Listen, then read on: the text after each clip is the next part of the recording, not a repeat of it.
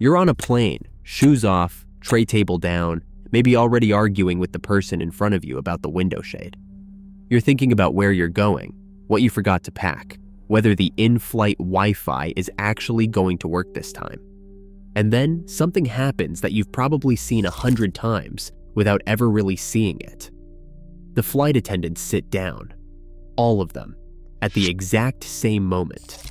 Back straight, feet flat on the floor, hands tucked underneath their thighs, locked in, still, like a switch was flipped somewhere. Meanwhile, you're slouched sideways with a neck pillow. Is that a brace position? Are they expecting something to go wrong? Is this just some airline quirk nobody ever bothered to explain? It's none of those things. What you're watching is the visible surface of a system built from crashes, human physiology, and decades of hard procedure. And once you understand it, every takeoff looks different. Let's start with exactly what you're looking at. Back flat against the jump seat, harness fastened, feet planted on the floor, not crossed, not tucked under the seat, flat. And both hands slid palm down underneath the thighs, pinned there by their own body weight. Head up, eyes forward. That's not one flight attendant's personal habit. That's every flight attendant on every qualifying airline doing the same thing at the same moment. It's synchronized because it's scripted. Not by coincidence, not by culture, not because someone at the back of the plane decided it looked professional. It has a name, the flight attendant safety position. And it is a formally trained, federally informed, procedurally mandated physical protocol that crew members drill repeatedly during initial training and recurrent certification. It doesn't vary much, airline to airline, because the underlying physics don't vary airline to airline. Here's the timing detail that matters. This position isn't held for the entire flight. It applies specifically during takeoff and landing. Those two phases, not cruise, not boarding, not during turbulence at 35,000 feet. Takeoff and landing. And the reason that's significant is that those two phases are, statistically, where the overwhelming majority of aviation incidents actually occur. The industry knows exactly where the danger concentrates. The procedure reflects that knowledge precisely. So what looks like a quirky visual detail, something passengers notice and then immediately forget about, is actually a federally informed physical protocol timed to the highest risk minutes of every single flight. Not a comfort choice, not a tradition someone invented and nobody questioned, not a habit that outlasted its original reason. A deliberate, researched, regularly audited safety position, worn into muscle memory through repetition until it becomes automatic, until sitting any other way during those 2 minutes would feel wrong. That's what you're looking at. Here's the number that reframes everything. Around 80% of all aviation accidents happen during takeoff, initial climb, final approach, and landing. That's a tiny fraction of total flight time, producing the vast majority of incidents. The industry even has a name for it, the +3, -8 rule. The 3 minutes after takeoff and the 8 minutes before landing. 11 minutes out of a multi-hour flight, carrying most of the statistical risk. So when the flight attendants lock into position at exactly that moment, they're not following an arbitrary procedure. They're responding to a very specific, very well-documented danger window. Now think about what's physically happening inside that aircraft during takeoff. The plane goes from a full stop to roughly 180 miles per hour in about 30 seconds. The forces involved are not trivial. Everything inside the cabin, luggage, food carts, unsecured objects, human limbs, is subject to those same forces. Under normal conditions, that's manageable. But aviation safety isn't designed for normal conditions. It's designed for the rejected takeoff. That's the scenario where a pilot, already at high speed, decides something is wrong and aborts. Full reverse thrust, maximum braking, the aircraft decelerating violently from near rotation speed back to zero. The forces in that cabin during a rejected takeoff are intense enough that unsecured arms and hands don't stay where you left them. They move fast, against seat frames, against armrests, against other people. Fractures, dislocations, impact injuries, all from limbs that had nowhere locked to be. This is the mechanical logic behind hands under thighs. It's not symbolic. It pins the arms, keeps the upper body rigid, and forces the torso to absorb deceleration as a single controlled unit rather than a collection of loose parts. There's one more layer here. Flight attendant seats often face backward or sideways relative to the direction of travel. Different orientation means different force vectors acting on the body. The safety position accounts for that geometry specifically. Every element of the posture is an answer to a precise physical question. What happens to this part of the body if everything goes wrong right now? Here's what most passengers never realize. While the body is locked into that position, something else is happening entirely. The flight attendant isn't just sitting there. They're running a drill, mentally, silently, with the same focus every single time. It has a name, the silent review. And it happens on every takeoff, on every flight, regardless of route length, regardless of how many times that crew member has flown that exact aircraft on that exact route. During those minutes in the safety position, they are mentally walking through emergency exits, evacuation commands, their specific responsibilities by cabin zone, and every possible scenario that could unfold in the next few minutes. Engine failure on rotation, rejected takeoff, cabin fire, emergency landing. Each one has a protocol. Each protocol has been trained, tested, and retrained.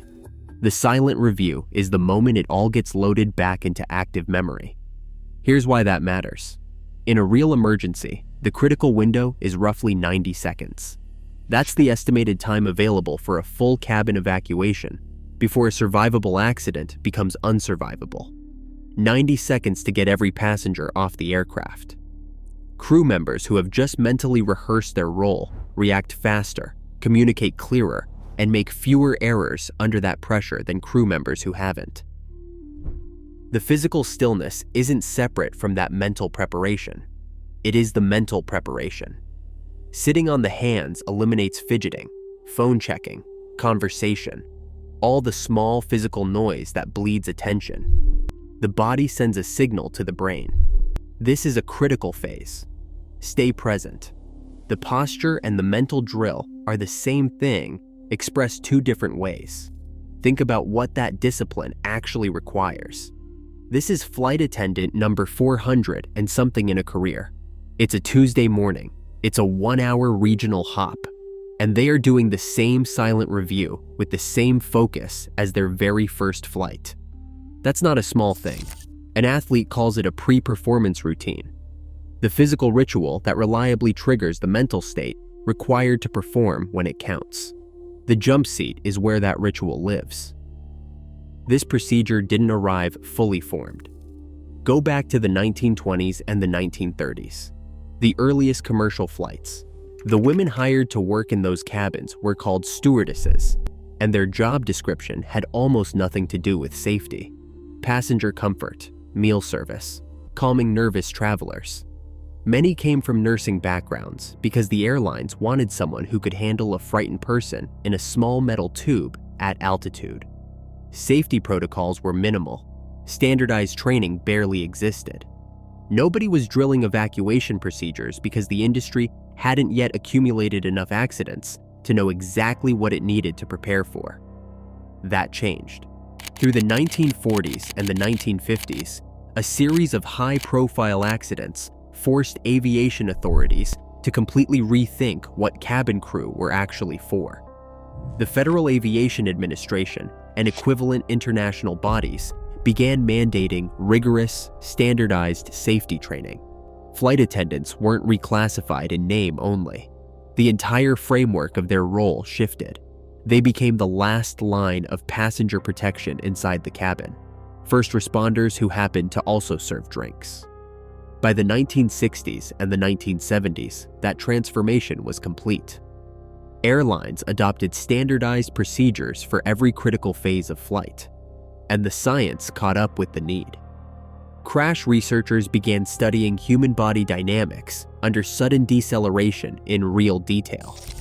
Using data from actual accidents, controlled simulations, and biomechanical analysis, they mapped exactly what happens to the human body when an aircraft stops violently.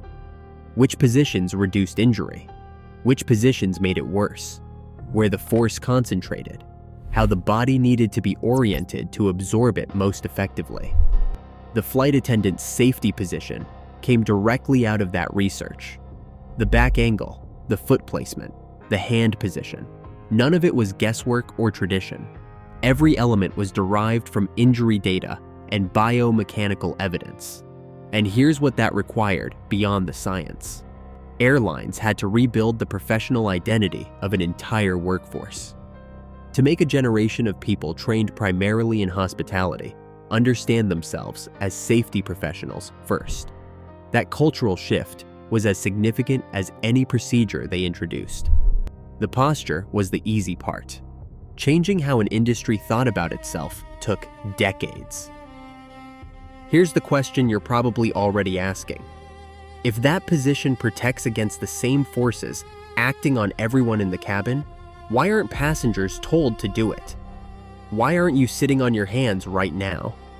The answer is practical, and it reveals something important about what the crew's posture is actually for. Passengers need their hands free, to hold a child, to grab an armrest, to adopt the forward brace position against the seat in front, to assist someone sitting next to them. A passenger's priority during takeoff is personal survival, and personal survival requires freedom of movement. The posture isn't wrong for passengers. It's just optimized for a different objective. Flight attendants have a different objective entirely. If a crew member is injured during takeoff, they are removed from the equation at exactly the moment they are needed most. One incapacitated flight attendant doesn't just mean one person who can't help. On a fully loaded aircraft, it can mean one emergency exit that doesn't open on time, one section of the cabin without anyone directing the evacuation, one gap in the chain that costs seconds.